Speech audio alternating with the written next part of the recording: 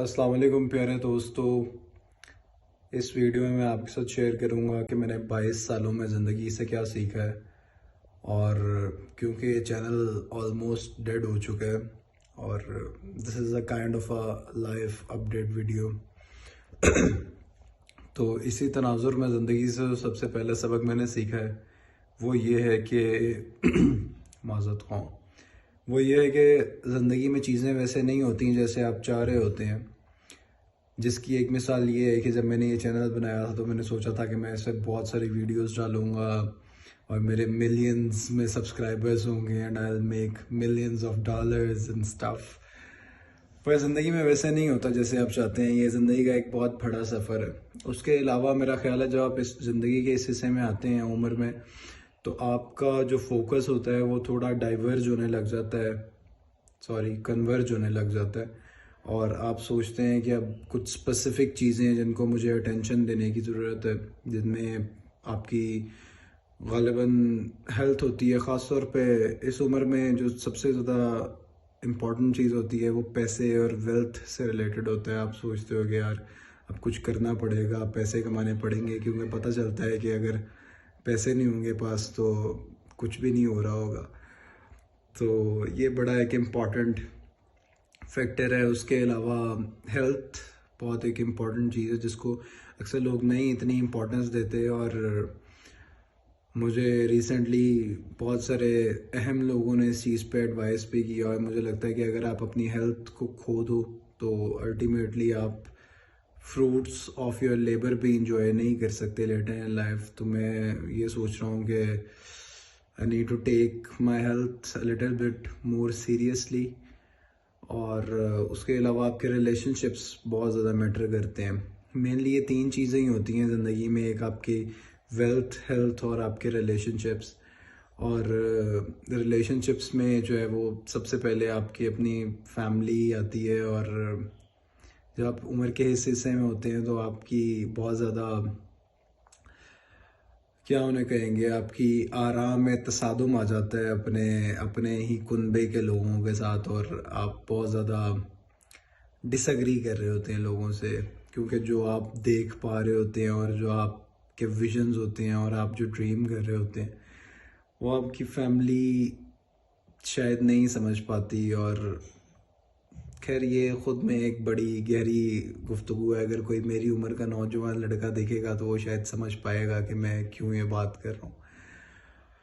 और पैसे बड़े इम्पोर्टेंट है यार। ताल्लुकात को मेंटेन करना बहुत ज़्यादा अहम है। बहुत इम्पोर्टेंट चीज़ कि जब आप इस फेज़ में होते हैं ना और कुछ हो नहीं रहा होता जैसे आप प्लान कर रहे होते हैं, पैसे नहीं बन रहे होते, पढ़ाई अपने आखिरी मराहल में होती है, उसकी टेंशनें, बहुत सारी अफरा तफरी ज़िंदगी में, तो इंसान ना बड़ा आवाज़ार होता है और वो सोचता है कि यार क्या फ़ायदा, मतलब इससे इतना दिल नहीं करता किसी से बात करने का। और बंदा कहता है यार फारिग करवाओ। लेकिन ज़िंदगी ने मुझे ये चीज़ सिखाई है और ख़ास तौर पे कारोबार में मेरे बढ़ते हुए इंटरेस्ट ने मुझे ये चीज़ सिखाई है कि रिलेशनशिप्स ज़िंदगी में बहुत ज़्यादा इम्पोर्टेंट है और उनको आप कभी भी निगलेक्ट नहीं कर सकते। ये एक तरह से दुनियादारी भी है और उससे अगर आप एक कदम आगे बढ़ें तो जब दुनियादारी करनी है तो फिर बंदा अच्छे दिल से ही करे और ये सोचे कि यार क्यों ना आप अगले के लिए अच्छे जज्बात रखो और सबकी गलतियों को माफ़ करो और समझने की कोशिश करो, थोड़ी एम्पैथी रखो। और वही बात हेल्थ से रिलेटेड मैं कोशिश करता हूँ कि कुछ दफ़ा हफ्ते में जिम हिट करूँ, जो कि बड़ा इम्पॉर्टेंट है आपको, एक तो थोड़ा बहुत बेहतर दिखने के लिए भी और हेल्थ वाइज भी। स्टमक हेल्थ बहुत अच्छी रहती है, उसकी वजह से मैंने अपने लिए पर्सनली नोटिस किया। और एक और चीज़, मुझे जो है ना वो बैक पेन का इशू रहता था और मैंने सोचा पता नहीं ये कंसिस्टेंट ही रहेगा। और ऐसे ही मुझे एक दिन में उठा और मुझे जो है वो पेन हुआ था और मुझे वो 1-2 साल तक चलता रहा। मैंने बहुत सारे फिजियोथेरेपिस्ट के पास गया और तो वो कुछ डायग्नोज नहीं हो पा रहा सही तरीके से। लेकिन मेरा ख्याल है कि आपका जो हेल्थ का इशू होता है ना, आपको कभी उस पर गिव अप नहीं करना चाहिए। लास्ट में अपने एक दोस्त के साथ, मेरा एक दोस्त, उसका एक दोस्त फिजियोथेरेपिस्ट बन रहा था और मैं उसके पास ऐसे ही चला गया कि यार मतलब वो तो अभी खुद अभी ग्रेजुएट उसने होना है कि अभी अभी हुआ है। तो वो क्या ही बताएगा, लेकिन चलो चले जाते हैं। खैर उसके बाद मैंने एक सेशन किया, उसने मेरे से पैसे भी लिए। मैंने कहा कि आप आधे घंटे 15 मिनट के सेशन के इतने पैसे भी ले लिए मेरे से, लेकिन उसने मुझे एक टिप दी कि सुबह निहार मुंह एम्प्टी स्टमक पे जो है ना वो योगर्ट कंज्यूम करना है आपने, दही खाना है मतलब। और that literally work for me, that work wonders for me. और वो बड़ा बेस्ट सीन किया उसने।